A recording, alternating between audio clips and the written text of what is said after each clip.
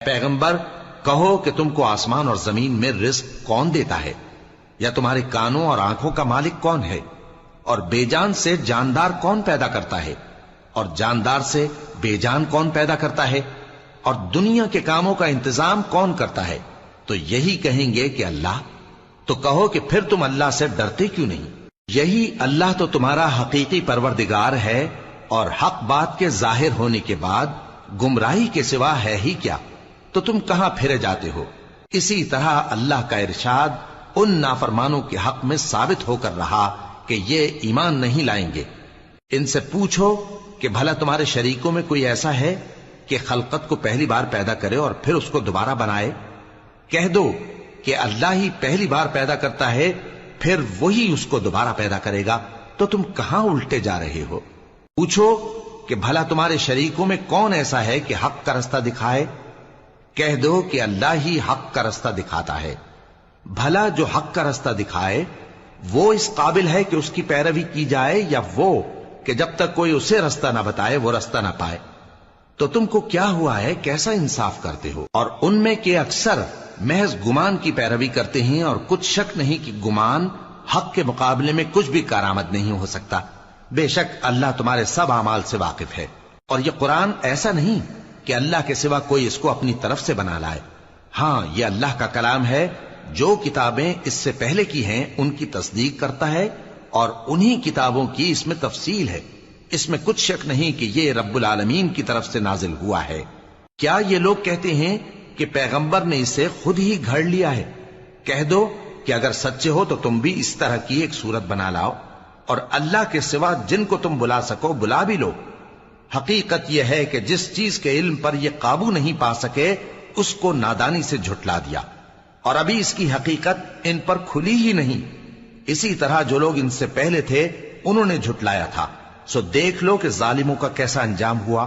اور ان میں سے کچھ تو ایسے ہیں کہ اس پر ایمان لے آتے ہیں، اور کچھ ایسے ہیں کہ ایمان نہیں لاتے، اور تمہارا پروردگار شریروں سے خوب واقف ہے۔ اور اگر یہ تمہاری تکذیب کریں تو کہہ دو کہ مجھ کو میرے اعمال کا بدلہ ملے گا، اور تم کو تمہارے اعمال کا۔ تم میرے اعمال کے جواب دہ نہیں ہو، اور میں تمہارے اعمال کا جواب دہ نہیں ہوں۔ اور ان میں بعض ایسے ہیں کہ تمہاری طرف کان لگاتے ہیں، تو کیا تم بہروں کو سناؤ گے اگرچہ کچھ بھی سنتے سمجھتے نہ ہو؟ اور بعض ایسے ہیں کہ تمہاری طرف دیکھتے ہیں، تو کیا تم اندھوں کو رستہ دکھاؤ گے اگرچہ کچھ بھی دیکھتے بھالتے نہ ہو؟ اللہ تو لوگوں پر ذرا بھی ظلم نہیں کرتا، لیکن لوگ خود ہی اپنے آپ پر ظلم کرتے ہیں۔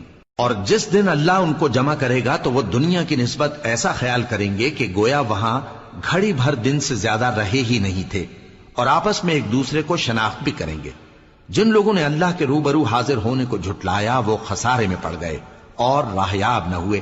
اور اے پیغمبر، اگر ہم کوئی عذاب جس کا ان لوگوں سے وعدہ کرتے ہیں تمہاری آنکھوں کے سامنے نازل کریں، یا اس وقت جب ہم تمہیں اٹھا لیں، بہرحال ان کو ہمارے ہی پاس لوٹ کر آنا ہے۔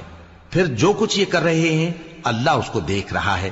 اور ہر ایک امت کی طرف پیغمبر بھیجا گیا، پھر جب ان کا پیغمبر آ جاتا ہے تو ان میں انصاف کے ساتھ فیصلہ کر دیا جاتا ہے، اور ان پر ظلم نہیں کیا جاتا۔ اور یہ کہتے ہیں کہ اگر تم سچے ہو تو جس عذاب کا یہ وعدہ ہے وہ آئے گا کب؟ کہہ دو کہ میں تو اپنے نقصان اور فائدے کا بھی کچھ اختیار نہیں رکھتا مگر جو اللہ چاہے۔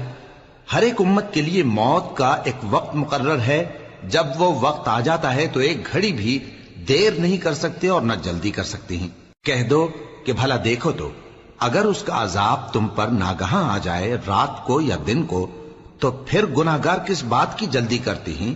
کیا جب وہ آ واقع ہوگا تب اس پر ایمان لاؤ گے؟ اس وقت کہا جائے گا کیا اب ایمان لائے؟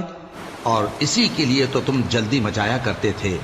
پھر ظالم لوگوں سے کہا جائے گا کہ عذاب دائمی کا مزہ چکھو، اب تم انہی اعمال کا بدلہ پاؤ گے جو دنیا میں کرتے رہے۔ اور اے نبی، تم سے دریافت کرتے ہیں کہ آیا یہ سچ ہے؟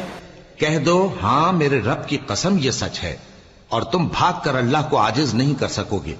اور اگر ہر ایک نافرمان شخص کے پاس روئے زمین کی تمام چیزیں ہوں تو وہ عذاب سے بچنے کے بدلے میں سب دے ڈالے، اور جب وہ عذاب کو دیکھیں گے تو پچھتائیں گے اور ندامت کو چھپائیں گے، اور ان میں انصاف کے ساتھ فیصلہ کر دیا جائے گا اور ان پر ظلم نہیں ہوگا۔